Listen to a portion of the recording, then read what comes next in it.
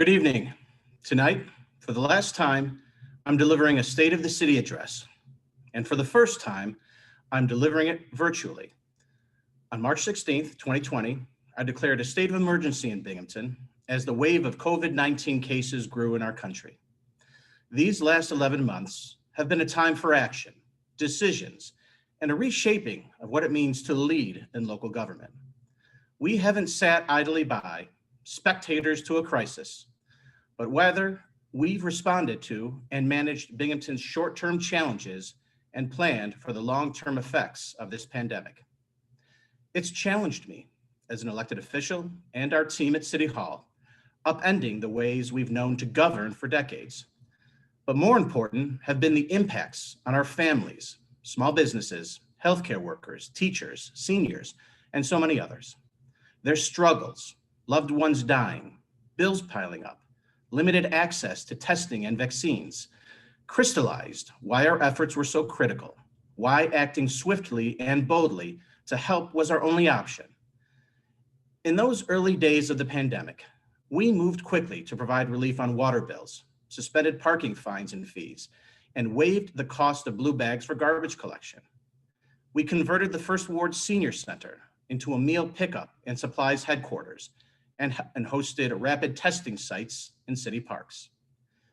We worked with CHOW and local churches to support efforts to reduce food insecurity, especially in the Black community. With testing capacity identified as a core factor in economic reopening, we became the first municipality to partner with a Southern Tier biotechnology firm to bring cutting-edge same-day COVID-19 testing to UHS hospitals for first responders, essential personnel, local healthcare workers, and the public.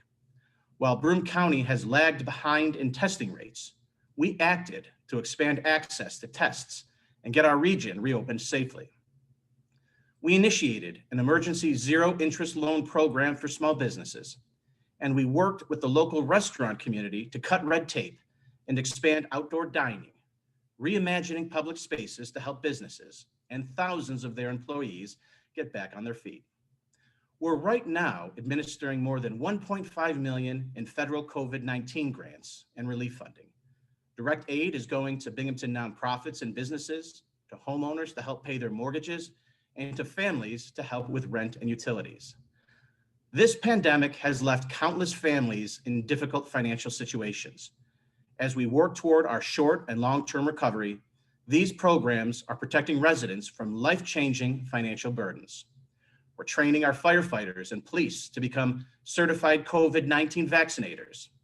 A few weeks ago, I visited a mass vaccination effort we advocated for and where our staff, working with the Broome County Health Department and UHS, helped get more than 400 seniors vaccinated.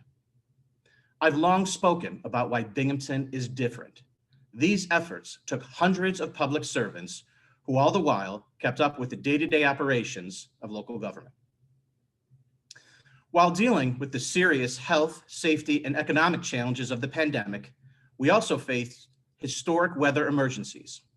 In December, a record-breaking 42 inches of snow fell in less than 20 hours. At its peak, the storm was dropping 4 to 5 inches of snow an hour, a rate impossible for any plow driver to keep up with.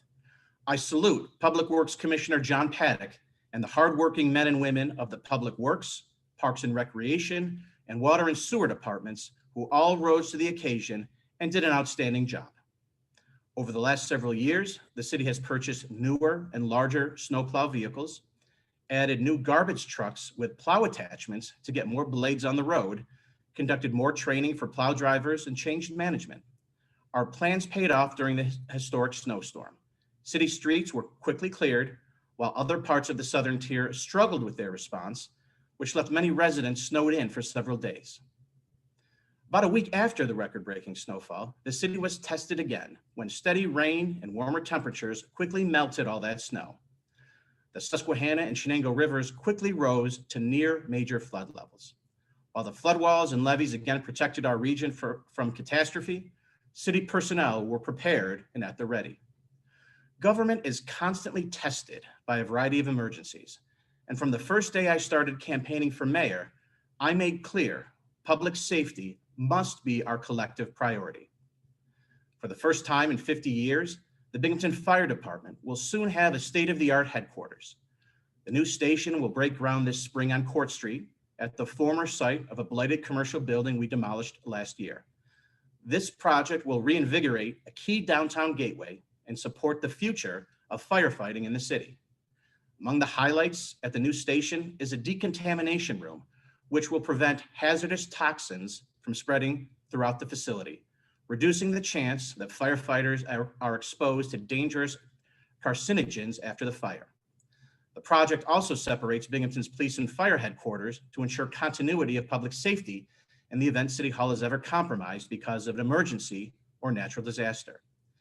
In the police department, we'll continue to upgrade our fleet with several new vehicles this year, and we'll fill all 9 open positions with new police recruits who are ready to start the academy next month and begin their careers in public service. This new class, which includes 2 women and 1 Black recruit, will become sworn officers in probably the most dynamic period in police history. Every police officer in America and every police department is tasked with embracing the 21st century policing strategies we know make communities safer. Making sure law enforcement agencies are operating by modern standards means updating not only officer training and policy, but also the workplaces and capabilities of a department. With a $1 million project to upgrade the police department headquarters complete, we are now focusing on another major expansion to the city's public safety operations.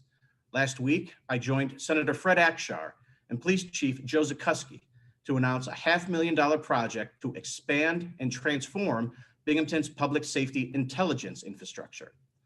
Led by the Binghamton Police Department, an expanded Southern Tier Crime Analysis Center will provide municipal, state, and federal agencies with in-depth data analytics to gain a comprehensive picture of the criminal environment, support informed decision-making in law enforcement operations, and promote crime prevention and community policing. The new center, which is being built in the city's old fire headquarters at City Hall, will increase staffing by bringing outside agency personnel and investigative tools under one roof, allowing for more efficient investigations across municipal boundaries. The expanded program will be the regional nerve center for law enforcement intelligence and multi-jurisdictional crime fighting. By using cutting-edge crime data analysis and technology, this space will support efforts to combat drug trafficking and enhance community policing in Binghamton and across the Southern Tier. I'd like to thank both Senator Akshar and the New York State Division of Criminal Justice Services for their support and state funding in making this latest crime prevention resource a reality. In 2019, Senator Akshar also secured a state grant for the city to purchase a police rescue vehicle to assist the Binghamton Police Department's Metro SWAT team. The rescue vehicle can be deployed in police calls involving hostage situations, barricaded subjects, recovery of downed officers, and as a rescue vehicle during severe weather events. In May 2020, Metro SWAT used the vehicle assisting Vestal Police with a barricaded armed suspect on Route 17. With the help of our rescue vehicle, the SWAT team safely extracted the subject and got him emergency medical attention. An armed civilian's life was probably saved, and a police emergency response ended without deadly force because of this rescue vehicle. These investments are the latest in a long series of upgrades made to the police department over the years to enhance essential public safety services. We've equipped each patrol officer with Narcan and a body-worn camera, added 2 cameras to every patrol car, purchased a new prisoner transport van with seatbelts and cameras, expanded diversity training, updated and published the department's use of force policy, and completed a host of other initiatives. 2020 will be known as the year where social justice, racial inequity, and police reform were front and center like never before in the national dialogue. When Governor Cuomo issued his executive order mandating municipalities reach out to the community and reinvent their police departments to better serve residents, it was simply another step in Binghamton's recent history of innovation, adapting, improving, and being a leader in public safety best practices. The Binghamton Police Department has set itself apart in New York State in this regard, and Governor Cuomo acknowledged Binghamton's efforts during his State of the State address. As part of the public input process for the Binghamton Police Reform and Reinvention Collaborative, Some of the most common comments we've heard from residents focus on police transparency and accountability, increasing diversity in the department, and addressing the increased volume of calls dealing with substance abuse and mental health. We support these points and others that are suggested. That's why last year, the city formed a partnership with the Mental Health Association of the Southern Tier in crisis intervention to improve BPD's mental health response. Knowing there are more ways we can expand this partnership, the city will allocate $50,000 this year and another $50,000 next year to help meet the need for trained counselors to respond to mental health calls with police. We will also commit additional funding as needed. Increasing the diversity of the police department ranks to reflect the demographics of our community is another goal shared by those inside and outside City Hall. The only way to achieve that goal is to get more people to apply and pass the annual police exam. In New York, cities are bound by the state's civil service law, which requires hiring solely on test scores. To encourage a diversity of applicants, the city created a dedicated webpage, joinbpd.com, for applicants to download civil service documents, view job openings, and get in touch with BPD staff for test tutoring and mentorship opportunities. In general, very few people of color or women apply. Unfortunately, the national discourse surrounding police has impacted the number of applicants overall, which has dropped significantly over the last 15 years. In 2007, there were 167 applicants who passed the police exam. In 2014, there were 108. In 2020, only 31 passed. And when you factor in the additional agility and psychological tests, the number of eligible recruits drops even more. This is an immediate and long-term challenge to the community, and one City Hall and the police department will very soon address. When Binghamton's police reform and reinvention collaborative efforts started last June, we took the time to set up an inclusive process to ensure maximum transparency and diversity of opinion. We created a dedicated webpage and held 6 different public hearings for stakeholders, more than any other municipality locally. We hired an independent research partner, the Finn Institute for Public Safety, to collect and analyze department data and track community input. We spent time talking to mayors of larger cities about their approach and identified best practices. We didn't want to check a box with the kind of perfunctory effort we've unfortunately seen from so many other agencies. I felt strongly that a rushed, knee-jerk process, like some activists were calling for, would not help us achieve lasting, positive, and substantive changes to better serve every resident. Take a look at Minneapolis, which was the epicenter of the police reform movement, and rightfully so, after the death, I'll call it the murder, of George Floyd at the hands of police. Community advocates and elected leaders did not take their time in Minneapolis and immediately voted to defund their police department. However, just this month, those same City Hall leaders reversed course and voted to spend $6.4 million to hire dozens more police to address significant delays in response time and a surge in violent crime. In Binghamton, by taking the time, we've been able to learn lessons from other cities and focus on formulating a public safety plan that best fits the needs and demands of this community. Police departments can and should look for opportunities to improve, and Binghamton's is no different. My pledge and commitment as we will find the money to advance any new public safety strategy or initiative that received collective support during the collaborative's public input process. Soon, City Council will vote to adopt Binghamton's public safety plan with community input and guidance from academic experts. We'll focus on smart policies and constructive investments that enhance community policing. If you haven't commented yet, you can still do so by emailing bpdcollaborative@cityofbinghamton.com. A link to an online community survey can also be found on the city's website. Late last year, our administration demolished its 120th blighted building. Think about that. 120 abandoned eyesores, dragging down property values, hurting our neighborhoods, and wreaking havoc on residents' quality of life, now gone. Many of the vacant parcels have been sold to neighbors as extensions of their yards or used as permanent green space to mitigate flooding in neighborhoods near our rivers.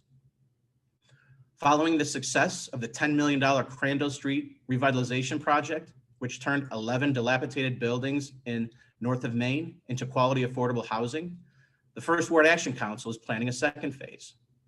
The North of Maine revitalization project will rehabilitate a cluster of 6 severely dilapidated buildings and build additional housing on a nearby vacant lot. On the north side, the city will join the Family Enrichment Network this week to open a multi-million-dollar homeless housing project. The new building is located on 7 parcels at the corner of Liberty and Virgil Streets, where the city and the Broome County Land Bank demolished badly blighted properties to clear the way for new development. Once a cluster of eyesores and vacant lots, the corner now has 19 units of permanent supportive housing for unsheltered young adults, victims of domestic violence, veterans, and individuals with developmental disabilities. We're partnering too with Greater Opportunities to rehab 4 blighted Northside buildings, including the infamous eyesore at 39 Munsell Street, into safe, affordable housing. That project is closing as we speak. Just down the road, at the brand new Canal Plaza, all 48 units of workforce housing are already occupied. A partnership between the City of Binghamton, New York State, Senator Fred Akshar, 3D Development, and the Binghamton Housing Authority. Canal Plaza has provided the kind of quality housing hardworking residents deserve. It's the type of development that attracts families to Binghamton and supports new and long-standing local businesses. One of these new businesses is Greater Good Grocery, located on the ground floor of Canal Plaza. In my 7+ years as mayor, it's hard to choose a more important project. The North Side had not had a grocery store for 25 years. For decades, as residents struggled to access healthy, affordable food for their families, they heard the same promise over and over again: a grocery store coming to their neighborhood. But year after year, no grocery store came. When I took office in 2014, I pledged action and results. I faced the same obstacles that made it so difficult for others trying to land a grocery store on the North Side. And I knew we needed a creative solution and the help of stakeholders who could bring different tools to the table. So we got to work. We forged meaningful relationships with partners like the Broome County Council of Churches and CHOW, agencies long on the front lines of the fight against food insecurity. Senator Fred Akshar and his team played a key role, as did people like Diane Brown and the Community Foundation for South Central New York, whose early support was critical. Together, we took a decades-old problem with a new approach. We found a sustainable, creative solution in Greater Good Grocery, a social purpose grocery store operated by the Broome County Council of Churches. Since the store opened on January 4th, Northside residents have not had to leave their neighborhood for fresh fruits and vegetables, meats, dairy, and dry goods. The store's product selection is growing every day as new partnerships are forged with vendors and staff are listening directly to customers about what they want to see on the shelves. The store has done about 2,000 transactions since it opened. Nearly a third of its sales have been to people paying with food assistance programs, underscoring just how important this store is to families in our community trying to put quality food on their tables. On top of this, profits from the store support the broader efforts of the Broome County Council of Churches to end food insecurity in our community. Shopping there means you're helping make sure people in Binghamton don't go hungry. If you haven't visited Greater Good Grocery yet, I encourage you to do so. In Binghamton Parks, 2021 will also be another exciting year. This spring, construction will be complete at the Harper M. Stantz Memorial Tennis Courts at Recreation Park, a total reconstruction of the city's premier tennis facility. While the courts are packed with recreational players and youth teams all season, they have long been plagued with drainage and court cracking issues.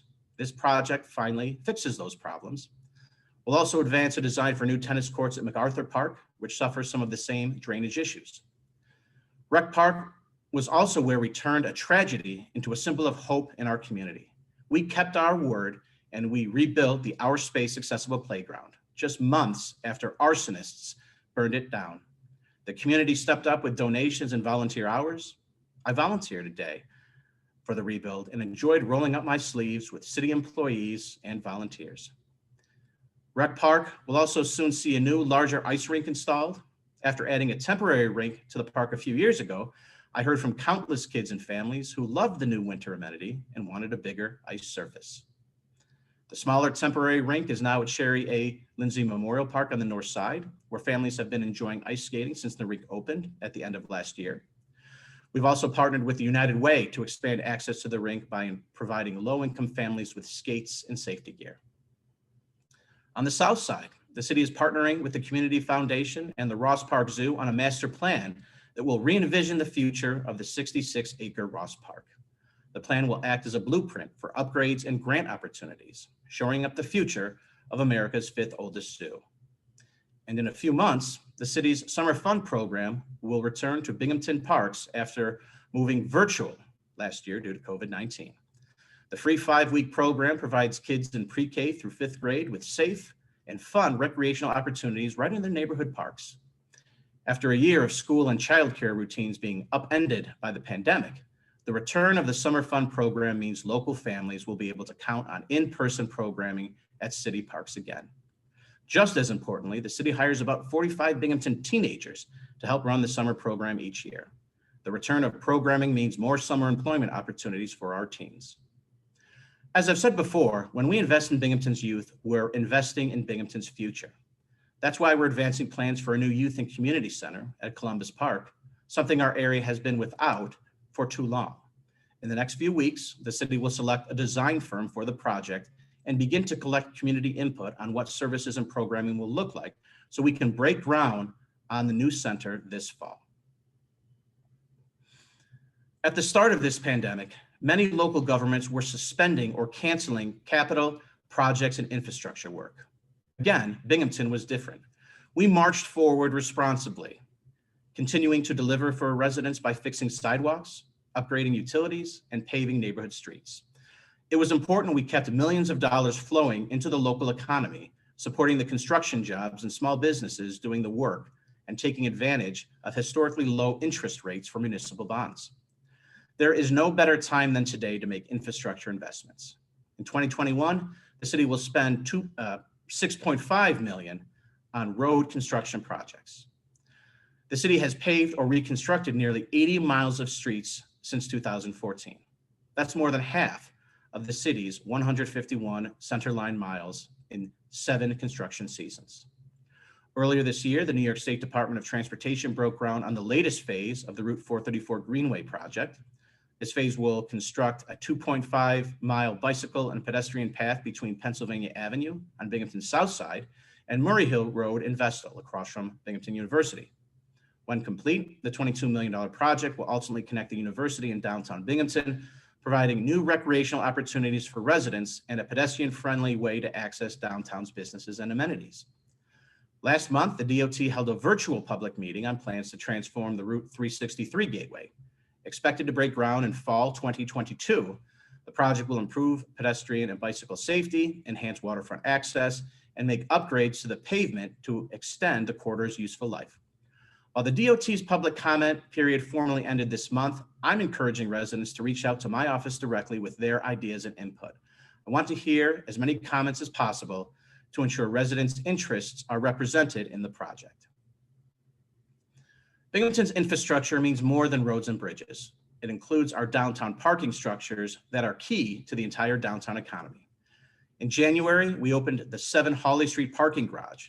The project took years of work by city officials and our partners to design the garage, secure grant funds, and execute a difficult construction plan. The garage is very well built and well equipped with technology and security measures. It will support downtown businesses, residents, and events for decades. Binghamton's other 2 parking garages are more than 50 years old. Late last year, we sought redevelopment proposals for the Water Street parking garage. Next month, we'll announce the results of that process and whom we've selected to advance a massive, transformative, mixed-use economic development project at a key waterfront property. I'm not leaving the next mayor or city council with major parking garage problems and no plan for the Water Street garage. Downtown deserves better than a 50-year-old hulking concrete eyesore, which should have been demolished more than a decade ago. All major construction is complete on the $275 million project at the Binghamton-Johnson City Joint Sewage Treatment Plant. And that's the price tag, $275 million. To date, we've been able to secure more than $75 million in state grants and FEMA reimbursements, meaning ratepayers in the municipalities that the plant serves are responsible for the remaining $199 million. When we settle lawsuits associated with previous failed rehabilitation projects, which took place before my tenure, we expect the amount ratepayers are responsible to drop even more. For the first time in years, the plant is not only exceeding standards in a New York State Department of Environmental Conservation consent order, but the effluent discharged into the Susquehanna River is the cleanest it's ever been. We advanced this project with a mission to fix Broome County's biggest environmental challenge, which we've accomplished. The plant overhaul not only protects the Susquehanna River, but also enhances water quality for the Chesapeake Bay watershed. For decades, there was also a hideous odor emanating from the plant that years of Band-Aids and quick fixes never addressed. The calls I used to receive from business owners and residents are too many to count. As part of this newly completed project, the odor issue is finally resolved for good. In December, the plant's newly installed flood wall was tested as the Susquehanna River rose to near major flood levels. The wall did what it was designed and built to do and passed with flying colors. When I took office in 2014, even after decades of problems, there was no viable plan to address any of these issues. So we made a plan approved by the DEC and stuck to it. And the results are better than expected. The benefits I've outlined and so many more are the result of the advanced treatment technology we made sure was included in this construction project. For the last year or so, the New York State Comptroller's Office has been auditing the project. With a $275 million price tag, I welcome the audit and believe any project of that magnitude should be reviewed by an independent party. According to the State Comptroller's Office, the audit is complete, a report is being finalized, and it will be released to the public shortly. I have been told the audit will report no major findings, meaning this project was done by the book, transparent to the public, and managed well. Most importantly, the audit should dispel all the false information critics of the project have spread since its beginning. With major construction and the financial audit of the plant project complete, it's critical we have a comprehensive maintenance plan in place to protect the project and the ratepayers' investment.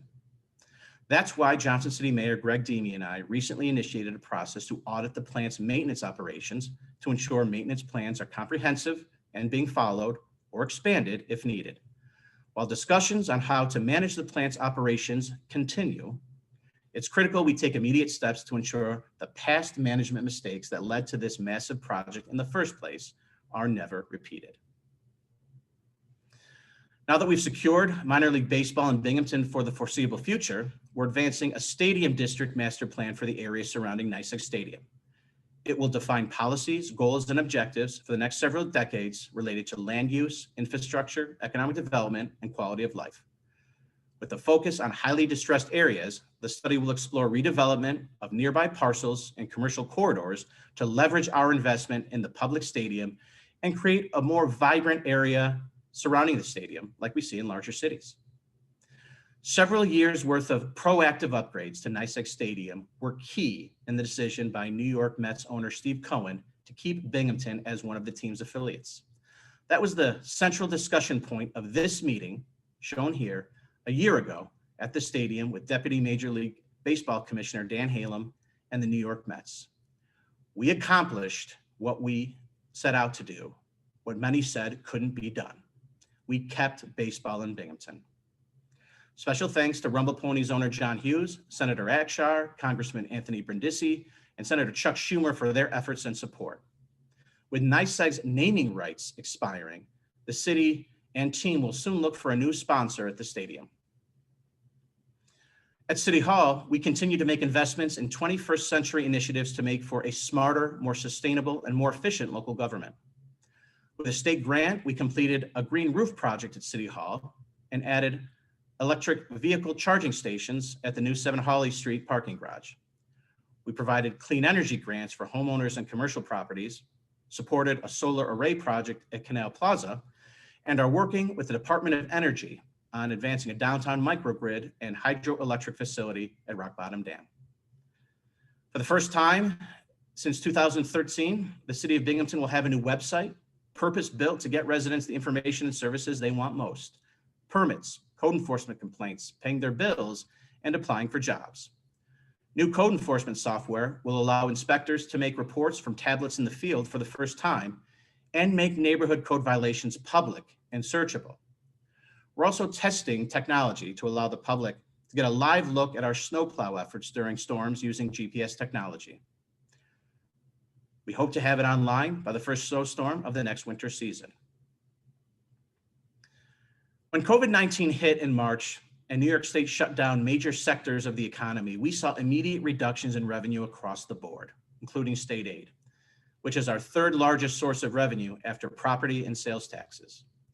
Last month, Governor Cuomo announced aid for all municipalities 2020 fiscal year would be cut by 5% instead of his original goal of 20%. Still, a 5% cut means $462,000, and that's a lot of money for Binghamton taxpayers. And in 2021, this year, New York State has proposed to again cut Binghamton state aid by another 2.5%, or $231,000. Earlier this month, as president of the New York Conference of Mayors, I spoke directly to State Budget Director Robert Mujica about this issue. He expressed a willingness to return withheld municipal aid when the state receives all or most of its federal stimulus funds, which is expected and which we appreciate. Despite revenue losses and increased expenses due to COVID-19, there is some good news.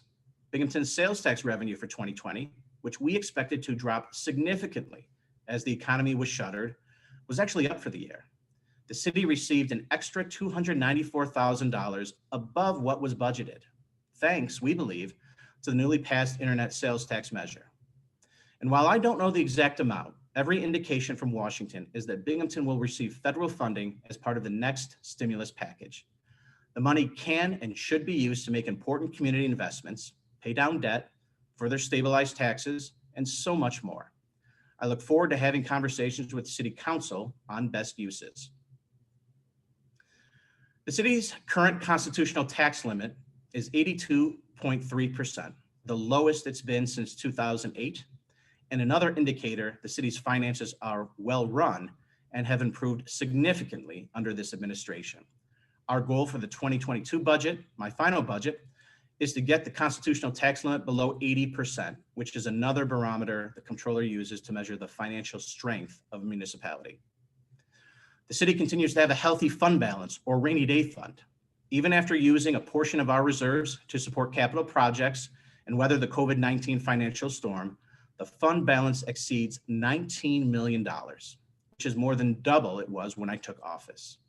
As many other municipalities were forced to drain their reserves to stay afloat during the pandemic, in Binghamton, we continue to have a healthy reserve while also paying down debt and cutting taxes. Now, in addition to the general fund balance, which is the city's largest and most flexible financial reserve or surplus, there are several other funds included in the city budget. Residents are also interested in the water and sewer fund reserves, mostly due to the bills they receive every 4 months. When I took office in 2014, there was no sewer fund reserve. In fact, it had a $4.2 million deficit, a $4.2 million hole. Today, the sewer fund has a healthy $3.3 million in reserve, an approximate $7 million improvement. In 2014, the water fund had a $500,000 fund balance, which has increased to $1.7 million today.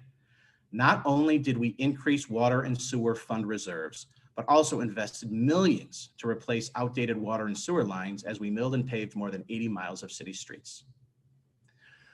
Now, from 2007 to 2014, your city water rates jumped by 86%, and your sewer rates increased by 72%. That's not a typo. Your city water rates jumped 86%, and your sewer rates increased by 72% from 2007 to 2014. There were no major investments at the city's water treatment plant or joint sewage treatment plant during those years. So what exactly did city ratepayers get for those massive spikes in water and sewer rates?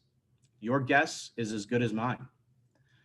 From 2015 to 2021, Under the current administration, water rates increased by 7% total. Now your sewer rates increased by 47%. These sewer rate increases are to pay for Binghamton's share of the joint sewage treatment plant construction project I spoke about earlier. Now it's early and things may change, but I do not anticipate a change in water rates in the 2022 budget. That means we hold it flat at 0%.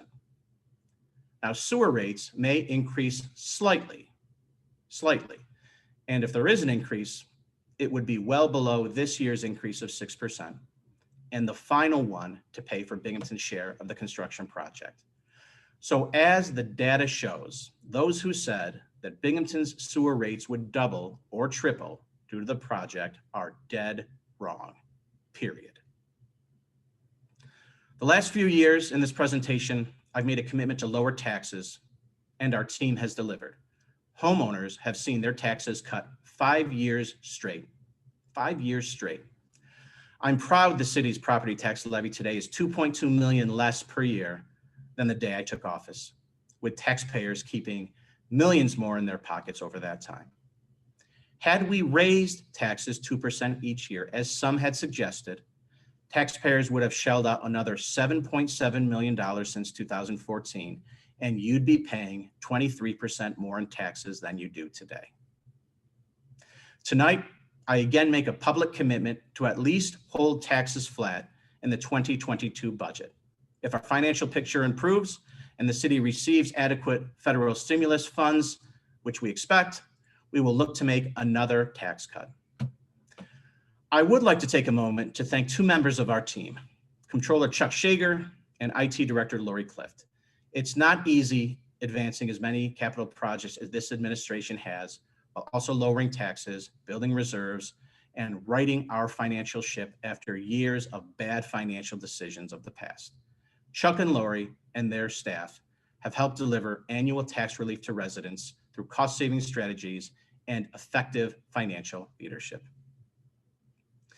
Despite COVID-19, despite economic uncertainty, despite a political system that at times can feel more divided than ever, my optimism has never faded for the city of Binghamton. As I reflect on my last State of the City address and take stock of more than 7 years as Binghamton's mayor and what I've learned in more than a decade in local government, I'm reminded of the old adage, never listen to people who couldn't say you can't. Unlike some who have had opportunities in public service, we didn't leave projects on the table or abandon certain plans when they got too hard. I'll leave office without regrets because despite challenges and unknowns, we weren't deterred. We persevered and charged forward. We took risks and took action, and we delivered for residents. From the first days running for this office, talking to voters on front porches and in backyards, residents sent me here to make a difference. They sent me here to get things done. While this is my final year as mayor, it will be a busy one. Our city's department heads and employees stand ready to make 2021 an active year focused on results. My thank you to them, dedicated public servants who have made this all possible. Let's support Binghamton's homeowners and small businesses as they recover and rebuild from this economic crisis. Let's continue to invest in neighborhoods, deliver projects and programs for those in need. Let's see our community as a place where so many have done great work, but a place where there's still work left to do. It's important we stay the course. Let's take what we've learned these last 7 years and continue to show what a local government in action looks like now and in the future. Let's keep the state of our city strong. Thank you and good night.